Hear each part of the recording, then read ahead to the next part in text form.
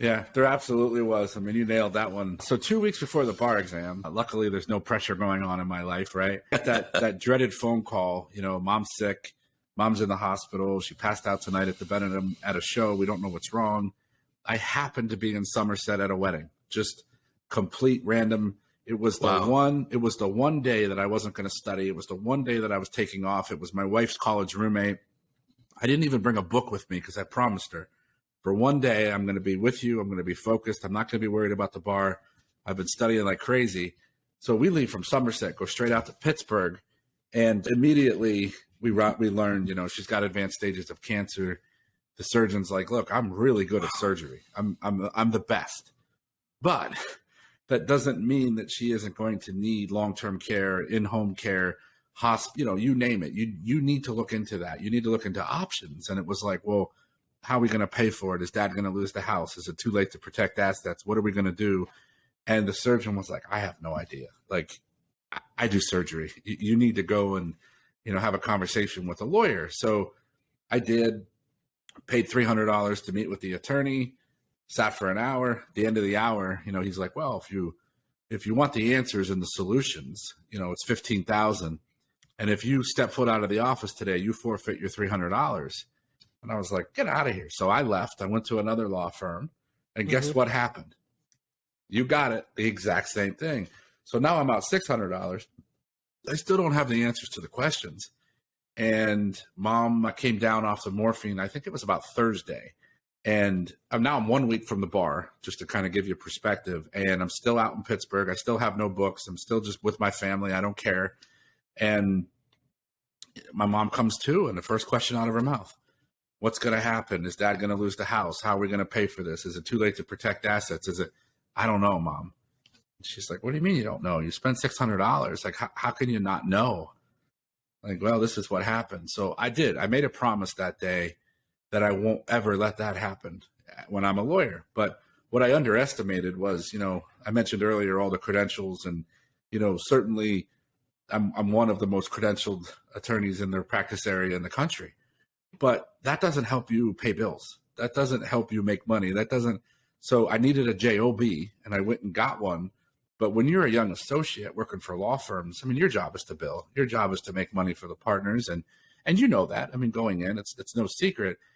So I became a jack of all trades. I worked at a firm that essentially did everything. So I was litigating, I was doing wills, I was doing landlord tenant hearings, business work.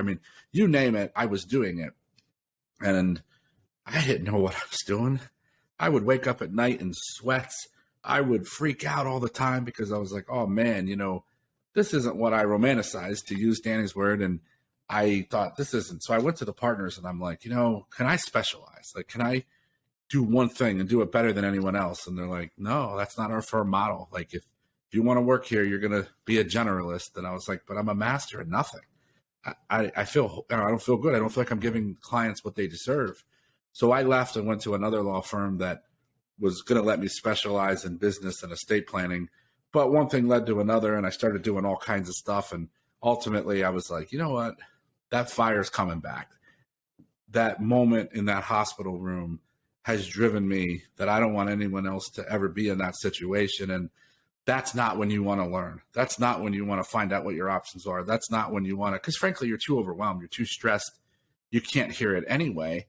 And I quit my job and went out and did my own thing and said, I'm going to do everything through education. We have 2-hour workshops for estate planning, crisis planning, probate administration, trust administration, special needs planning. And my entire kind of business model is, if you give me 2 hours of your time and you're willing to come and watch a workshop, I'm going to give you a free consultation with me or a team member or someone on the team to talk about your specifics and answer your questions. And then we'll tell you the price is up front. There'll be no money exchanging hands until you're ready to hire us. So when you do hire us, it's because you like us, you trust us, you want to work with us, not because we have $300 of your money.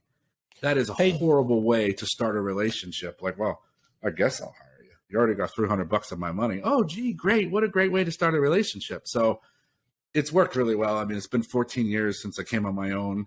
And as I mentioned, my mom did pass in 2015. So That certainly motivates me now even more, now that she's passed on, and it makes me want to kind of conquer the world and spread the wealth of education even more now that I've lost her. And remembering those emotions in that room is something that drives me every day. I actually wanted to ask you about that, Jeff, just if we could go back to kind of that moment or that day, like what were some of the emotions that you were feeling, right, when you gave two different attorneys $300 each, and that was their response? It wasn't necessarily empathy. It wasn't necessarily, how can I serve this gentleman the best? He's going through a rough time. Like, what were the emotions that you were feeling in that moment? I think, like a lot of people, distrust the lawyers, angry, hurt, and I'm sure some of it was just where I was in that time of my life, a week away from the bar exam, but regardless, I mean, you hear all these stories. Attorneys have a bad rep to begin with. And you're right. I mean, there was no empathy. It was a business transaction for them. From a consumer's perspective, I'm going to pay you $15,000 without even knowing what you're going to do, how you're going to do it, why you're going to do it, what's the result going to be. No way. Like, that doesn't even make sense from a business perspective. And, I did get chastised by some other lawyers. I still do, in that I give the free consultation. I give the free education, because their motto is, all we have is our time. All we have is our advice. You shouldn't be giving it away for free. You're hurting the industry because you're bucking us and you're trying to give away things for free. I'm building a relationship, man. Life is about relationships, and I'm willing to commit and educate you to build a relationship. And I'm betting that when you meet us and you spend 2 hours with us, you're going to like us. And I'm betting that when you come in for the free consult, there's a really good chance you're going to hire us. But I'm okay if you don't. I'm okay if you walk out and you take the education and you go somewhere else, or you wait for a few years. But I can't tell you how many times somebody comes in this office with the folder that we give them in the workshop. And, maybe mom's in the nursing home now, or maybe dad passed away, and they've got that folder under their arm, and they bring it out and they say, I still have that folder you gave me that day. I still remember that training. I still remember that education. And right. That warms my heart, because they'll never experience what I experienced. And I do think that it's shaped, not only my life and the way that I am in my personal life, but absolutely shaped the way that I run my business. I mean, it was really easy to decide how to create this firm. I wrote out all of the things that I couldn't stand about other firms, and said, what would the opposite of this be? What could I do to be completely opposite? And that's what we did. I mean, and that's what we created, and that's what we continue to do today.